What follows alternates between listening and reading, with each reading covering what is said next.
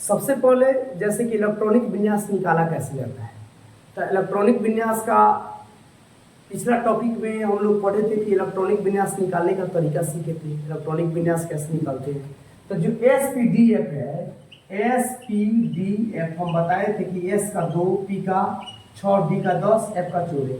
आखिर एसपीडीएफ है क्या, तो देखिए उपकक्षा का उपकोष होता है। अब प्रत्येक कक्षा के अंदर उपकक्षा होता है, प्रत्येक कक्षा के अंदर जो होता है एक उपकक्षा होता है, प्रत्येक कक्षा के अंदर उपकक्षा होता है। इनका आकार अलग अलग हो सकता है, छोटा बड़ा आकार अलग अलग हो सकता है। तो इन उपकक्षा का खोज सोमरफील्ड ने किया था। इस उपकक्षा का खोज किसने किया था, तो सोमरफील्ड ने किया था, जिसको एसपीडीएफ से क्या किया गया था, सूचित किया गया था। जैसे देखिए मान लीजिए हमको आर्गन का निकालना है, तो आर्गन क्या होता है 18, आर्गन क्या होता है 18। तो जैसा हमने बताया था 1s 2s 2p 3s 3p, ऐसे कर करके हम लोग पिछला टॉपिक पढ़ते थे। इसमें 18 इलेक्ट्रॉन है, तो इसमें 2 इलेक्ट्रॉन 2 इलेक्ट्रॉन 6 इलेक्ट्रॉन, क्योंकि s दू p 6 गो 2 p 6 गो, देखिए 2 2 4 6 10 10 8 18, यानी इसका क्या हो गया, यह पूरा हो गया। जब ये पूरा जो, अब देखिए यहाँ पर जो पूरा हो जाता है, यानी कक्षा में इलेक्ट्रॉन ना घटता है ना बढ़ता है, उसको बोलते हैं उत्कृष्ट गैस, उसको बोलते हैं उत्कृष्ट गैस। यानी किसी भी चीज से वह जल्दी क्या करता है, साझा नहीं कर पाता है, यानी कहने का अर्थ है कि निष्क्रिय गैस इसको बोलते हैं। जैसे बिजली के बल्ब में निष्क्रिय गैस डाला जाता है, अगर निष्क्रिय गैस नहीं डालेगा तो क्या हो जाएगा, वह हवा से यानी ऑक्सीजन से अभिक्रिया करके क्या हो जाएगा, जल जाएगा। नहीं, बल्ब जो होता है, बल्ब जलता है, उसके अंदर जो क्या होता है, निष्क्रिय गैस डाला जाता है। देखिए इसकी उपकक्षा में कोई इलेक्ट्रॉन बचा। अब चलिए एक और लेते हैं, जैसे सोडियम ले लीजिए। तो सोडियम क्या होता है, परमाणु संख्या 11 होता है, तो 1s 2s 2p, तो यहाँ पर 2 2 6 6 4 10 और 3s यानी 1, यानी बाह्यतम कक्षा में कितना इलेक्ट्रॉन है, 1 इलेक्ट्रॉन, यानी 1 इलेक्ट्रॉन क्या होता है, बचता है। तो यह क्या हो गया, जब 1 इलेक्ट्रॉन बचता है तो यह यानी बचता है, देखिए ध्यान से, जब 1 इलेक्ट्रॉन बच गया, यानी 1 इलेक्ट्रॉन 10 को पूरा हो गया, 1 इलेक्ट्रॉन बच जाएगा, तो इसको बोलेंगे धातु, यानी धनायन। ये सब क्या होता है, धनायन होता है, यानी यह क्या होता है, देने की क्षमता इसमें ज्यादा होती है, तो इसको क्या बोलते हैं। इसलिए सोडियम पर क्या होता है, प्लस चार्ज होता है। एक और उदाहरण लेते हैं, जैसे एक और उदाहरण हम लेते हैं, जैसे मान लीजिए मैग्नीशियम ले लिए, तो मैग्नीशियम ले लिए, तो मैग्नीशियम क्या होता है 12, तो 1s 2s 2p 3s, तो 2 2 4 6 10 और 2 12, यानी यह क्या हो गया, ये भी धातु ही है, क्योंकि धातु का रासायनिक और भौतिक कारण बताया गया है। तो 2 इलेक्ट्रॉन क्या हो गया, 2 इलेक्ट्रॉन जब यह क्या कर सकता है, दे सकता है, यानी यह क्या होता है, Mg पर +2 चार्ज होता है, यानी बाह्यतम कक्षा में इलेक्ट्रॉनों की संख्या देखिए। एक और विधि होता है 2 8 8 2, फिर 2 8 8 2, ये आखिर है क्या, आइए हम लोग समझते हैं। जैसे देखिए जब कोई इलेक्ट्रॉन नाभिक से दूर जाता है, मान लीजिए नाभिक है, जैसे इससे दूर जाएगा, जैसे इससे दूर जाएगा, तो नाभिक से दूर जाएगा तो उसकी ऊर्जा क्या हो जाएगी, बढ़ जाएगी। मान लीजिए जैसे हमको यहाँ पर, यहाँ से इसको फैट मारना है इसको, तो इतना दूरी से मारेंगे तो चोट लगेगा ज्यादा, और यही इतना दूरी से मारेंगे तो पूरी ताकत लगा देंगे। इसका मतलब ये हुआ कि नाभिक से यानी कक्षा से, नाभिक से यानी कोई इलेक्ट्रॉन नाभिक से जितना दूर जाता है उसकी ऊर्जा क्या होती है, बढ़ती है, अर्थात वह ऊर्जा ग्रहण कर लेता है। किंतु जब वह नाभिक की ओर जाता है, यानी नाभिक की ओर आएगा, तो उसकी ऊर्जा क्या हो जाएगी, घट जाएगी, उसकी ऊर्जा क्या हो जाएगी, घट जाएगी। किंतु जब वो अपने मूल कक्षा में रहता है तो उसकी ऊर्जा में कोई परिवर्तन नहीं होता है, यानी जब अपने मूल कक्षा में रहेगा तो इसकी ऊर्जा में कोई परिवर्तन नहीं होगा। अब देखिए बोर बॉडी योजना के अनुसार, ये बोर बॉडी थे, इन्होंने KLMN का, इसको बोलते हैं बोर सिद्धांत बोलते हैं। तो बोर सिद्धांत के अनुसार KLMN इन्होंने दिया था। तो बोर बॉडी योजना के अनुसार किसी भी कक्षा में इलेक्ट्रॉन की संख्या 2n² के आधार पर होती है, जहां n बराबर कक्षा की संख्या है, तो इलेक्ट्रॉन यानी E यानी इलेक्ट्रॉन बराबर 2n²। अब जरा देखिए यह हो गया K, यह हो गया L, यह हो गया M, यह हो गया N, यानी बोर बॉडी बोलते हैं कि इनकी योजना इनकी यह है कि किसी भी कक्षा में इलेक्ट्रॉन की संख्या 2n स्क्वायर के आधार पर है, तो 2n स्क्वायर के आधार पर आप देखिए KLMN, यानी अगर K में एक इलेक्ट्रॉन जब रखते हैं, N का मान वैल्यू 1 रखते हैं, तो देखिए 2 गुना N क्या है, N यानी 1 का स्क्वायर, तो 2 गुना 1 का स्क्वायर बराबर कितना हो जाएगा 1, तो 2 एकम 2 यानी कितना इलेक्ट्रॉन हो गया 2, यानी इसमें कितना इलेक्ट्रॉन हो गया 2। अगर 2 रखेंगे तो 2 गुना N की जगह पर 2 का स्क्वायर है, 2 गुना 2 दूनी 4 यानी कितना हो जाएगा 8, यानी कितना हो जाएगा 8। और यानी 3 रखेंगे, 3 3 का 9 9 दूनी 18, यानी 4 4 16 16 दूनी 32। इसका मतलब ये हुआ, जैसे इसके बारे में लिख दिया SPDF के बारे में, उप कक्षा या उपकोष, प्रत्येक कक्षा के अंदर उप कक्षा है, इसका आकार अलग अलग हो सकता है। इस उप कक्षा का खोज सोमरफील्ड ने किया था, जो SPDF का मान दिया था।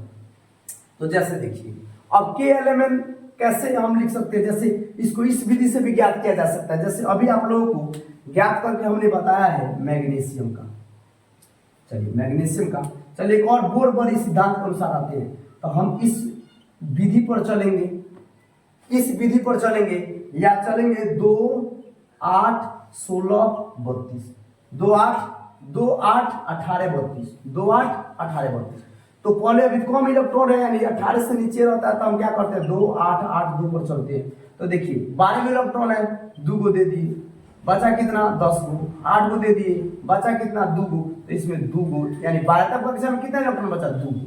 अब 12तम कक्षा में कितना इलेक्ट्रॉन बचा 2 को, यहाँ भी 12तम कक्षा में 2 इलेक्ट्रॉन बचा है, यानी इस पर क्या है +2 चार्ज है। अगर घट जाएगा तो माइनस चार्ज। एक और देखते हैं, एक और उदाहरण लेते हैं दोनों विधि से।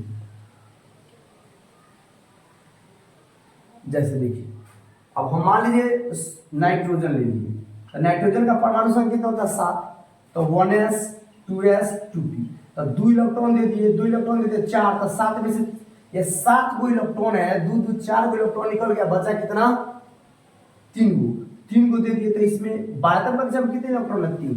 तो p को कितना इलेक्ट्रॉन चाहिए बताया गया, पिछले टॉपिक में हम बताए थे कि P को 6 को चाहिए, D को 10 को चाहिए, F को 14 को चाहिए, तो इसको चाहिए कितना 6 को। तो देखिए तो घट गया कि नहीं घट गया, पूरा हुआ नहीं पूरा हुआ, तो घट गया, यानी कितना घटा 3, तो इस पर -3 चार्ज हो जाता है। चलिए इस विधि से देखते हैं, 2 8 8 2 पर देखते हैं, बोर विधि, बोर सिद्धांत पर देखते हैं। तो 2 यानी 7 को इलेक्ट्रॉन हम 2 इलेक्ट्रॉन दे दिए, 2 इलेक्ट्रॉन दे दिए, अब कितना इलेक्ट्रॉन मेरे पास इलेक्ट्रॉन बचा 2 दे दिए, तो 5 को दे दिए, तो कितना इलेक्ट्रॉन बचा इस पर, कितना घट रहा है। अष्टक पूरा करने में, यानी अष्टक सिद्धांत क्या होता है, 8 पूरा करने में कितना घट रहा है, तब 3, इस पर देखिए तो 3 इलेक्ट्रॉन हो गए। तो दोनों विधि से हम आराम से बना सकते हैं। चलिए एक और उदाहरण लेके देखते हैं, एक और उदाहरण लेके देखते हैं, जैसे पोटेशियम। अब पोटेशियम लेते हैं, तो पोटेशियम में कितना होता है परमाणु संख्या 19 होता है। 3 ले सकते हैं, टिन ले सकते हैं, सिल्वर ले सकते हैं, कुछ भी ले सकते हैं। जैसे पोटेशियम का हमने ले लिया, तो 1s 2s 2p 3s 3p, फिर घटेगा आगे लेंगे। यह कहाँ से आता है, पिछले टॉपिक में बताया गया, पिछले वीडियो में है। तो 2 2 6 6 4 10 2 12 12 6 18, 1 इलेक्ट्रॉन क्या हो रहा है, 1 इलेक्ट्रॉन यहाँ पर क्या हो रहा है 3s बच रहा है। तो यह दे भी सकता है, ले भी सकता है। आइए अब इस विधि से देखते हैं, 2 8 8 2, तो 2 इलेक्ट्रॉन दे दिए, बचा कितना 17 को, 8 को दे दिए, बचा कितना 8 को 10 निकल गया 9 बचा, 8 को दे दिए, तो 1 इलेक्ट्रॉन बच रहा है 12तम कक्षा में। देखिए 1 इलेक्ट्रॉन 12तम कक्षा में बच रहा है, देखिए इसमें भी 1 इलेक्ट्रॉन 12तम कक्षा में बच रहा है। तो अभी हम लोग एक और चीज देखें, 2 8 18 32, 2 8 18 32, इस पर भी देख लेते हैं। 2 इलेक्ट्रॉन दे दिए, बचा कितना 8 को इलेक्ट्रॉन, ये भी भर गया। इसमें जो है अब 19 को इलेक्ट्रॉन में से 10 को इलेक्ट्रॉन 9 को बचा, देखिए 9 को बचा। तो अष्टक क्या है, अष्टक हमेशा पूरा करता है, अष्टक यानी 8 को, तो 8 को जब निकल जाएगा तो 1 इलेक्ट्रॉन बचेगा कि नहीं बचेगा। तो आप लोग का दोनों विधि क्या है, दोनों विधि पर हम इलेक्ट्रॉन यानी संयोजकता बैलेंसी निकाल सकते हैं। बैलेंसी निकाल लेंगे तो आगे चल के हम बताएंगे कि बैलेंसी का क्या काम है। अब देखिए उत्कृष्ट गैस, देखिए हीलियम नियॉन और आर्गन होता है, इसके परमाणु संख्या 2, इसका परमाणु संख्या 10, इसका परमाणु संख्या 18। KLMN पर देखिए बनाए हैं, तो 2 इलेक्ट्रॉन 2 को था पूरा हो गया। नियॉन का देखिए 2 8, ये भी अष्टक पूरा हो गया। आर्गन 18 2 8 10 8 18। तो जो पूरा एकदम एसपीडीएफ को या केएलएमएन को पूरी तरह 2 8 8 2 या एसपीडीएफ को पूरी तरह फुलफिल कर दे, उसको बोलते हैं उत्कृष्ट गैस। यहाँ पर देखिए सोडियम का 2 8 1, यहाँ पर 2 गो चाहिए ना जी, चाहे 8 गो चाहिए, तो देखिए तो 1 इलेक्ट्रॉन वास्तव कक्षा में बच रहा है। इसके वास्तव कक्षा में कोई इलेक्ट्रॉन बच रहा है, देखिए तो कोई, अगर मान लीजिए हम 2 8 8 2 पर बैठाएंगे तो वास्तव कक्षा में कोई इलेक्ट्रॉन बच रहा है। हम आगे तक भी बता सकते हैं, बताएंगे आगे चल। इसमें देखिए 12 को 2 8 2, यानी वास्तव कक्षा में कितना इलेक्ट्रॉन बचा है 2, यानी 2 यानी प्लस 2 चार्ज होता है। तब कहिएगा सर इस पर काहे नहीं बचा, क्योंकि यहाँ पर अष्टक पूरा कर रहा है। ध्यान दीजिए, आप लोग यह प्रश्न कर सकते हैं सर अभी तो आप बताएं कि पूरा फुलफिल हो गया, तो इसमें आप वो नियम नहीं लगाया, इसमें आप वो नियम लगा रहे हैं कि 2 को दे सकते हैं। तो देखिए भाई सबसे बड़ा प्रॉब्लम ये है कि अष्टक पूरा होना चाहिए। तो देखिए अष्टक इसमें पूरा हो रहा है कि नहीं, देखिए इसमें अष्टक है, इसमें अष्टक पूरा हो गया, यहाँ पर 2 बच रहा है। अष्टक पूरा करने के बाद में अगर 1 2 बचता है तो वो दे सकता है, ले सकता है, यानी अष्टक पूरा करने के बाद में 2 उसके पास उभर रहा है तो 2 दे सकता है। अष्टक पूरा करने के बाद में अगर 2 घट जाता है तो माइनस में हो जाएगा। देखिए पोटेशियम का 19, एल्युमिनियम का 13 2 8, अंतिम कक्षा में 3 लोग अष्टक पूरा किया नहीं किया। पोटेशियम का 19 2 8 8 1, वास्तव कक्षा में 1 इलेक्ट्रॉन अष्टक पूरा किया नहीं किया, ये अष्टक पूरा कर लिया। कैल्शियम का 20 2 8 8 2 2 8 8 2, तो यहाँ पर देखिए ये अष्टक पूरा किया नहीं। अब देखिए धातु, देखिए तो यहाँ पर 2 दे दिया गया, 5 दे दिया गया, अष्टक पूरा करने में कितना इलेक्ट्रॉन की कमी है 3, यानी -3 चार्ज होगा। यहाँ देखिए ऑक्सीजन का 2 6, कितना इलेक्ट्रॉन घट रहा है -2, यहाँ पर 2 7, कितना इलेक्ट्रॉन बच रहा है -1। यहाँ पर देखिए फ्लोरीन है, ई फास्फोरस है, फास्फोरस को देखिए 2 8 5, कितना इलेक्ट्रॉन बच रहा है 3। अष्टक पूरा करना होगा, 8 को पूरा करना होगा, तभी 8 को में घट जाएगा तो वो माइनस चार्ज होता है, बढ़ जाएगा तो प्लस चार्ज होगा। देखिए लेकिन अष्टक पूरा होना चाहिए।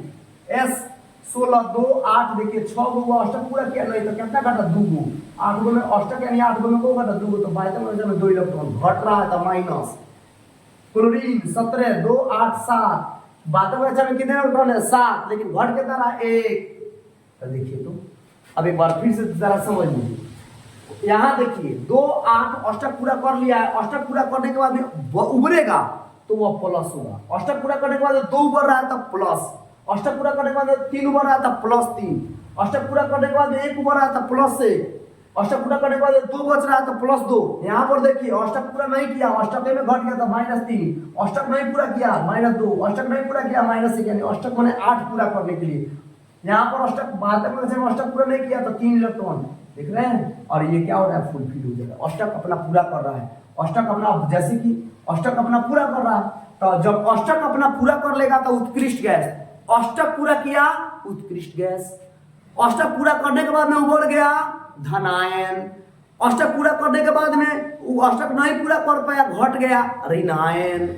एक बार फिर से समझिए, अष्टक पूरा किया तो उत्कृष्ट गैस, अष्टक पूरा करने के बाद में उभर गया, तो उभर गया यानी रोटी हमारा लगे ज्यादा उभर गया, तो आप बताइए तो वो हमारे पास प्लस ना हो गया था प्लस। अष्टक पूरा नहीं किया घट गया माइनस, यानी उभरेगा तो धनायन, घटेगा तो ऋणायन। आ गया समझ में। अब चलिए इलेक्ट्रॉन, इसका स्क्रीनशॉट लीजिए, इलेक्ट्रॉनिक विन्यास बताते हैं आपको, स्क्रीनशॉट ले लीजिए।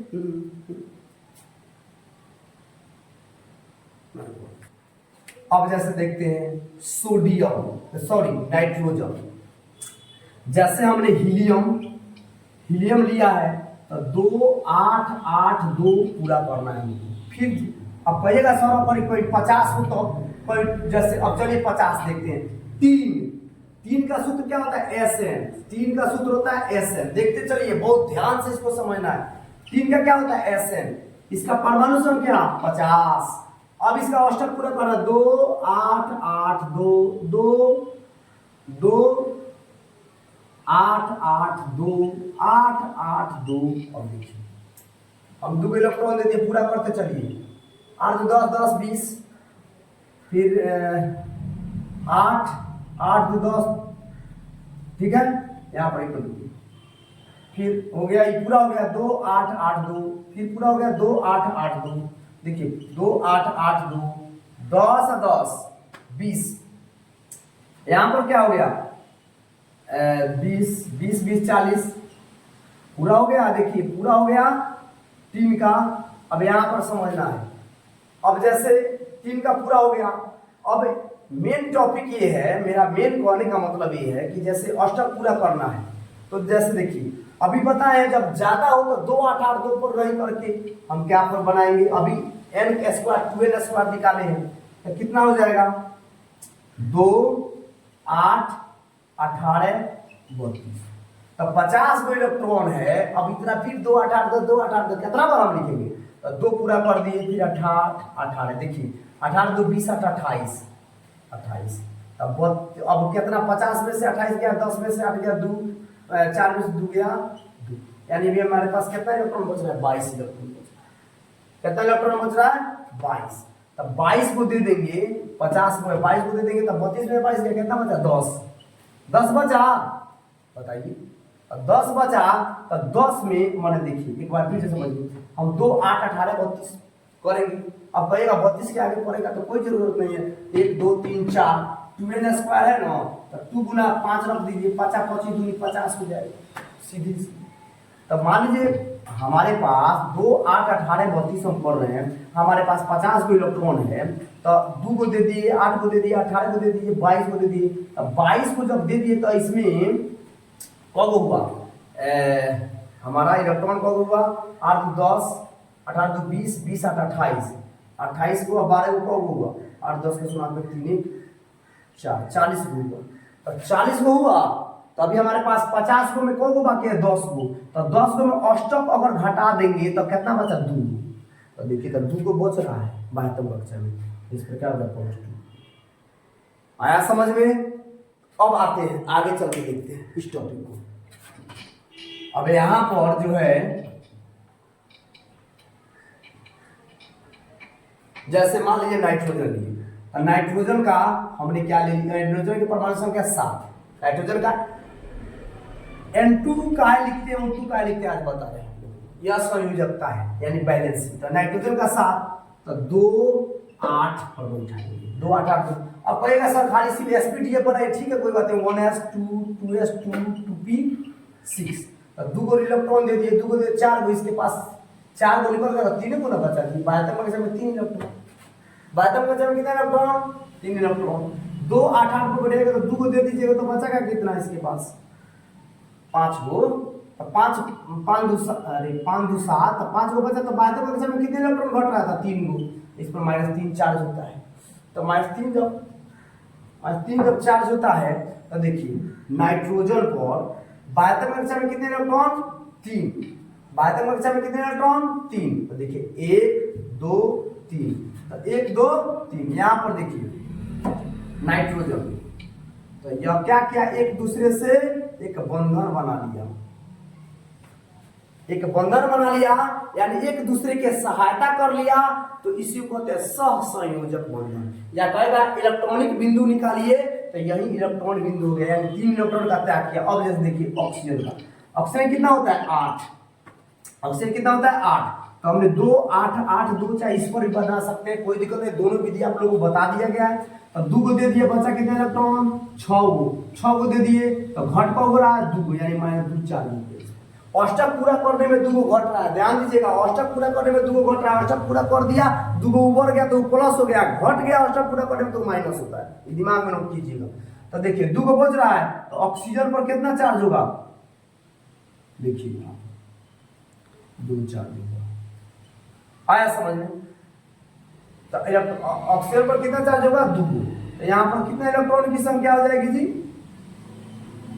तो यह क्या होगा यही इलेक्ट्रॉन बिंदु हो गया। अब जैसे मान लीजिए आप लोगों को बनाना है मेथेन बनाना है, तो मेथेन बनाना तो कार्बन का पहले निकालिए, कार्बन का कितना होता है हाइड्रोजन मीथिन ब्रोमीन ब्रोम कार्बन, कार्बन कितना होता है 6, तो देखिए 2 8 8 2, तो 2 इलेक्ट्रॉन दे दिए, तो बचा कितना इसमें 4 को दे दिए, तो घट को अष्टक पूरा करने में घट को 4 को, तो इसलिए -4 चार्ज होता है।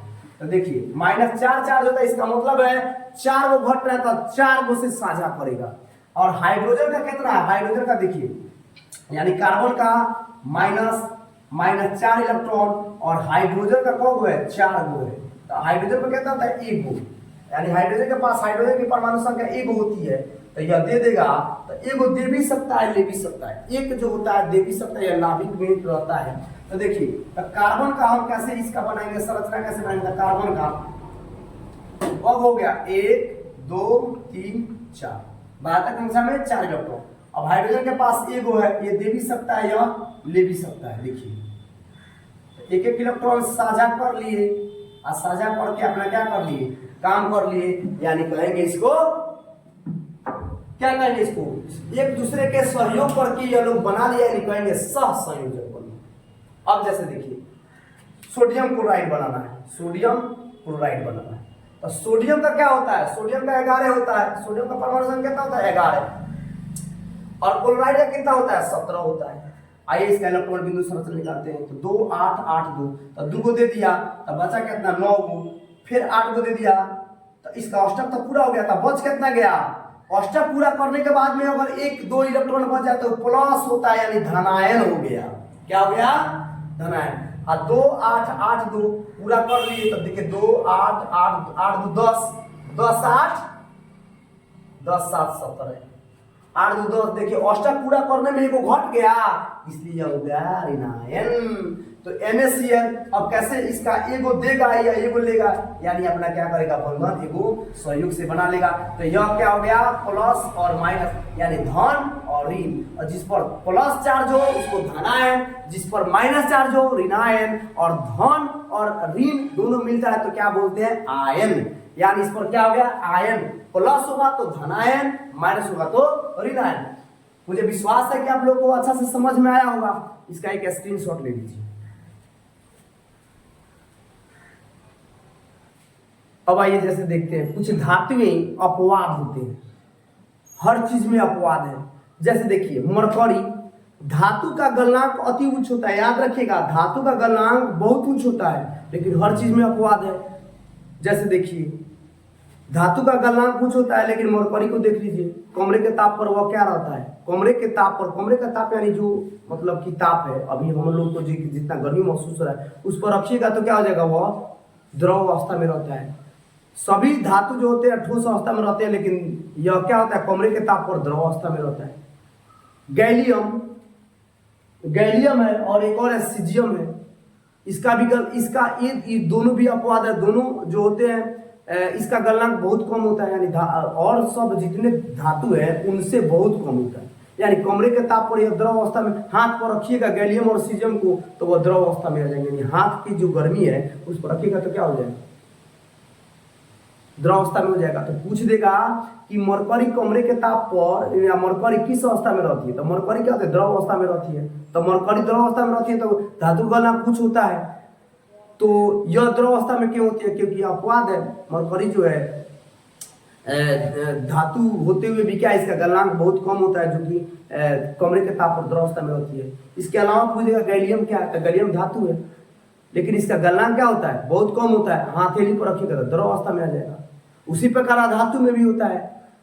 अधातु में बताया गया कि चमक नहीं होती है, चमक नहीं होती, लेकिन नमक को देख लीजिए, नमक में चमक होती है, तो अपवाद आ जाएगा। तो कुछ ऐसे अपवाद है, जैसे देखिए आयोडीन यानी नमक में, कार्बन अधातु है, लेकिन इसका, तो कार्बन अधातु है लेकिन इसका क्या होता है, गलनांक निम्न होता है, कम होता है, यानी धातु से कम होता है। लेकिन यहाँ देख लीजिए कार्बन, और कार्बन का 2 गो अप्रूप होता है, हीरा और ग्रेफाइट। देखिए यहाँ कार्बन जो है अधातु है, लेकिन इसका अपरूप होता है हीरा और ग्रेफाइट।